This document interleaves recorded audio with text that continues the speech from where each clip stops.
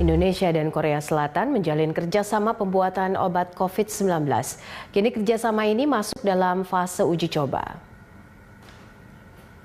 Hal ini diungkapkan oleh Menlu Retno Marsudi usai menggelar pertemuan bilateral dengan Menlu Korsel Chung Eui-yong di Jakarta. Pengembangan obat COVID-19 tersebut melibatkan BUMN kedua negara, yakni PT KB Pharma dan Genesin.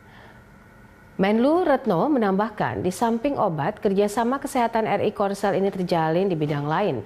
Salah satunya alat diagnostik dengan adanya rencana prospek investasi perusahaan diagnostik Korea, SD Biosensor dan Sugentech untuk membuka pabriknya di Indonesia. Sementara itu, untuk kerjasama pengembangan vaksin, Retno menyatakan bulan depan akan gelar uji klinis lanjutan. Jika semua tahapan terlewati dengan baik, maka diharapkan vaksin akan tersedia akhir tahun 2021.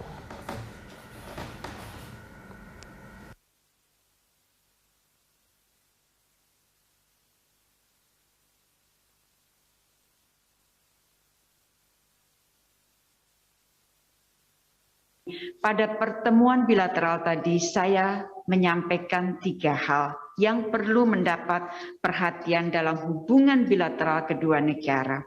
Pertama adalah pentingnya peningkatan kerjasama kesehatan. Di masa sulit selama pandemi COVID-19, Korea Selatan merupakan salah satu negara di mana Indonesia menjalin kerjasama kesehatan. Beberapa kerjasama yang telah dilakukan antara lain pengadaan APD, peralatan diagnostik, dan obat-obatan.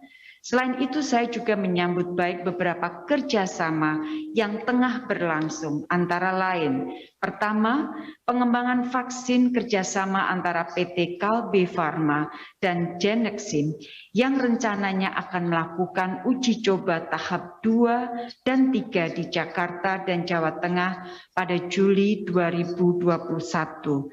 Jika semua tahapan terlewati dengan baik, maka diharapkan vaksin akan tersedia di akhir tahun 2021.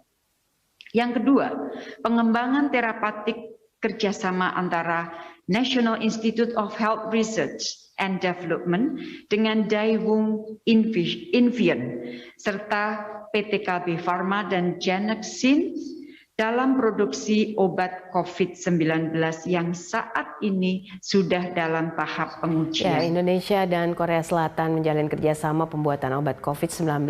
Kini kerjasama tersebut masuk dalam fase uji coba, pemirsa. Pengembangan obat COVID-19 tersebut melibatkan BUMN kedua negara, yakni PT KB Pharma dan juga Genesin. Langsung saja kita akan membahasnya bersama Presiden Direktur PT KB Pharma Tbk, Fijong Tius.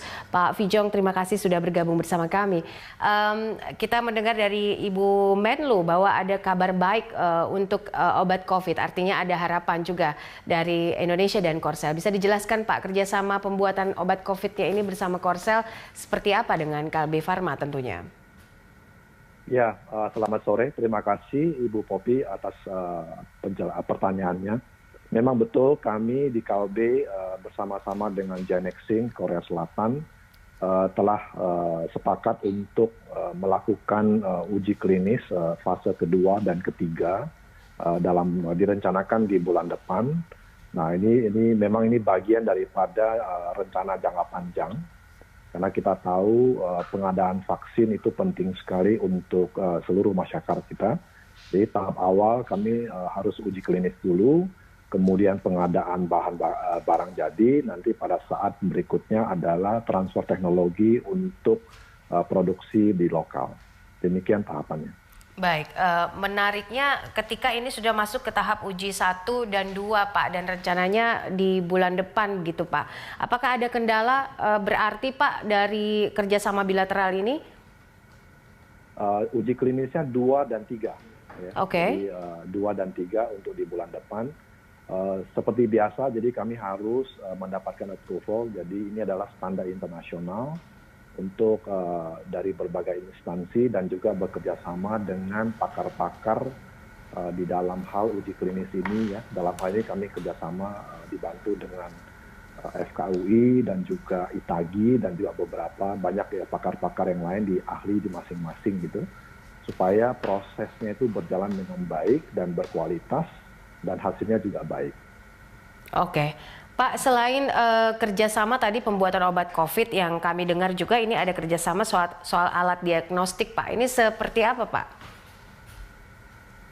Yang diagnostik bukan Kalbe, jadi mungkin Oke. perusahaan lain yang melakukan. Dan tadi kami melihat memang kerjasama Korea dan Indonesia tidak hanya memang di bidang vaksin, tapi juga berbagai bidang. Dan kami memang menjalin juga berbagai university untuk transfer knowledge ya. Jadi orang-orang kita belajar supaya bisa kita bawakan di Indonesia. Oke, transfer knowledge artinya ada orang Indonesia juga yang belajar dari ke sana atau bagaimana, Pak? Ya, sebelum COVID itu terjadi bolak-balik ya orangnya. Jadi kita kirim ke Korea, nanti Korea datangkan ahlinya. Nah, memang sementara ini ya semua jadi virtual ya, jadi online belajarnya, jadi pasca sarjana maupun training-training khusus gitu. Oke, Pak, seberapa besar bahwa tahap uji klinis ini kan nanti bulan depan tahap kedua dan ketiga, Pak. Banyak rakyat Indonesia yang menunggu harapan ini, Pak. Seberapa besar bahwa potensinya ini bisa berhasil dan seperti apa nanti rencananya? Ya, ini sudah pasti ke depan akan sangat bermanfaat buat kita semua. Vaksin yang kita bawakan ini platformnya adalah platform teknologi baru, yaitu dengan platform DNA. Jadi ini menjadi pilihan yang lebih banyak ya, lebih baik ya. Maksudnya kita tidak hanya tergantung kepada satu sumber, tapi kita berbagai sumber sehingga keberadaan vaksin ini akan lebih baik ke depan. Nah, ini memang butuh upaya bersama-sama dengan tambahan teknologi baru. Nanti kita kembangkan lagi menjadi produksi lokal dan kemudian kita kembangkan lagi ke vaksin-vaksin yang lain. Jadi saya rasa ini adalah karena kebutuhan kita begitu besar, jadi saya rasa dengan banyak sumber-sumber yang ada ini akan membantu kita semua. Baik, Pak Vijong, ini kan sudah ada juga beberapa obat yang beredar juga selama ini yang diklaim sebagai salah satu atau beberapa obat sebagai terapi COVID-19. Apa yang membedakan, Pak, dengan obat-obat yang sudah beredar sebelumnya? Ya, memang biasanya kalau obat itu sudah pasti harus melewati proses uji klinis yang sudah menjadi standar kualitas yang dikenal ya, dipakai di seluruh dunia. Nah, supaya memang kita mengetahui safety-nya di mana, khasiatnya di mana, efek sampingnya di mana secara persis ya, secara saintifik gitu ya. Karena itulah fungsi dari uji klinis itu dilakukan. Jadi saya rasa memang penting sekali untuk vaksin ini kita lakukan supaya juga apapun yang nanti hasilnya itu bisa diketahui oleh semua orang, level-level daripada mulai dari tingkatan khasiat maupun sampai kepada keamanannya gitu. Itu harus kita buktikan. Baik, untuk target, Pak, mungkin dari Kalbe Farma sendiri, kapan target ini bisa selesai untuk diuji klinis dan juga diproduksikan? Ya, rencananya kalau mulai dengan Juli, jadi kita harapkan nanti di akhir tahun, jadi mungkin di Desember atau November-Desember itu sudah bisa adakan hasil-hasil yang interim kita, yang nanti dengan persetujuan dari Badan POM ya untuk mendapatkan emergency approval, ya ini yang harapannya di situ, sehingga mulai akhir tahun sudah bisa dipakai di masyarakat kita dalam jumlah yang pasti belum banyak ya, jadi kami rencanakan mungkin sekitar 5 juta dosis, ya itu yang disiapkan, tapi tahap berikutnya akan kita sambung lagi di tahun berikutnya, diperkirakan juga kira-kira di sekitar 5 juta dosis. Baik, 5 juta dosis. Pak, apa input ataupun mungkin ada yang ingin disampaikan, Pak, supaya ini bisa berjalan dengan lancar ke depan dari pemerintah juga, apa yang diharapkan dari Kalbe Farma dan juga stakeholder terkait agar bisa berjalan dengan lancar? Ya, saya rasa ini kunci suksesnya memang harus dalam arti kecepatan dan kolaborasi bersama. Ini dua hal yang memang harus kita butuhkan. Jadi kita harus kolaborasi dalam arti pakar-pakarnya harus komplit gitu ya.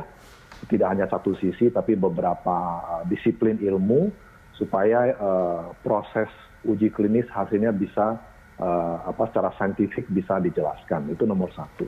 Nah, kecepatan memang penting juga karena memang ini namanya pandemi ya.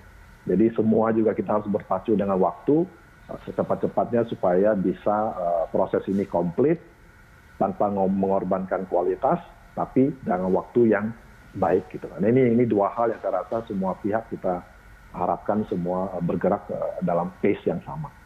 Baik, Pak Fijong, terima kasih untuk waktunya dan juga informasinya kepada kami, Presiden Direktur PT Kalbe Farma Tbk Fijong Tius.